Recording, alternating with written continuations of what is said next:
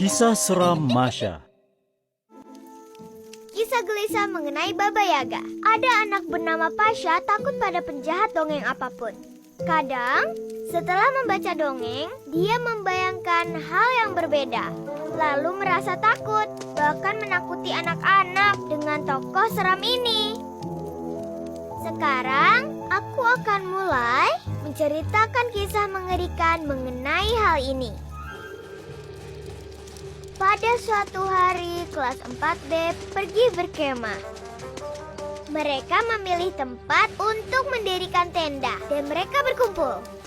Dan Pasha berkata, berkemah di sini adalah ide buruk. Baba Yaga pasti tinggal di hutan ini. Nanti kau akan lihat. Dia akan menunjukkannya. Dia akan meletakkan orang ke dalam spatula. Lalu dia akan memasukkannya ke dalam kompor. Sangat mengerikan. Tentu saja tidak ada yang percaya. Dan keesokan paginya, mengerikan! Siapa itu? Pasha digigit banyak nyamuk, sehingga tidak ada yang kenal. Lihat, Pasha berseru. Ini pasti perbuatan Baba Yaga. Dia sudah menyuruh nyamuk untuk meminum semua darahku. Sampai wajahku seperti ini karena banyak sekali digigit nyamuk. Dan semua orang mentertawainya. Dan Sveta memberinya semprotan nyamuk.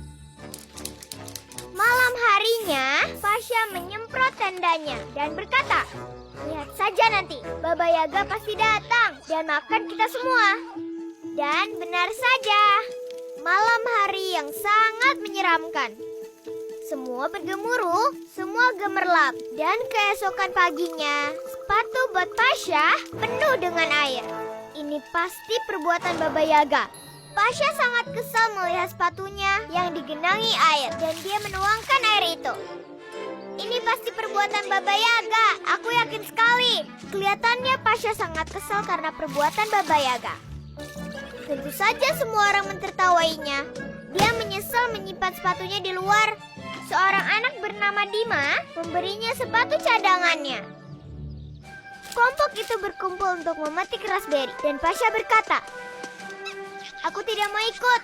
Kau tahu kan di hutan itu sangat gelap. Baba Yaga tinggal di dalam pondok berkaki ayam. Di sekeliling pondoknya ada pagar dari papan ski.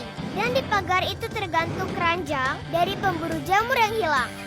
Tentu saja semua orang mentertawainya. Gadis bernama Tanya memberinya sebuah panci dan sekantung makanan.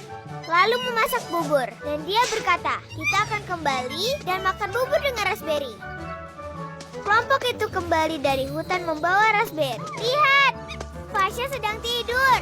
Bubur dalam pancinya gosong. Dan bara api membakar rumput kering. Dan menuju ke arah tenda, anak-anak berhamburan karena api. Akhirnya ada temannya yang kesal dan mendorong Pasha.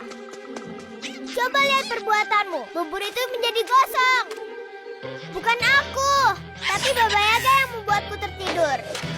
Agar kita tidak makan raspberry. Seketika itu juga Baba Yaga langsung terbang sambil melambaikan alu. Sapu menghapus jejaknya. Coba lihat, ada suara bergemuruh di seluruh hutan. Anginnya kencang sekali, pohon-pohon membengkok. Lalu sebuah helikopter mendarat di ruang terbuka. Ada orang berseragam tiba-tiba keluar dari pesawat helikopter. Pasha bertanya padanya, apa kau Baba Yaga? Bukan, jawab orang itu. Dan juga bukan petugas hutan. Kami pemadam kebakaran dari layanan darurat dan terbang mengelilingi hutan. Aku sepertinya melihat api dan ada orang di dekatnya tidak bergerak. Kami memutuskan untuk memeriksa apa ada api. Tidak, ujar anak-anak. Pasha waktu itu tertidur di dekat api, Pak. Semua ini salah Baba Yaga. Dan kami berhati-hati dengan api.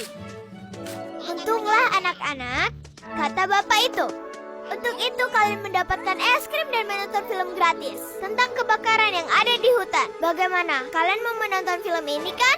Dan kita akan mengajak Pasha si tukang tidur naik helikopter bersama kita. Agar dia bisa melihat bahwa di hutan tidak ada Baba Yaga. Bagaimana Pasha? Kau tidak takut ketinggian kan? Sejak itu Pasha menyadari bahwa tidak perlu takut pada Baba Yaga, tapi takut kebakaran hutan. Dan jangan meninggalkan kalau kita sedang memasak bubur.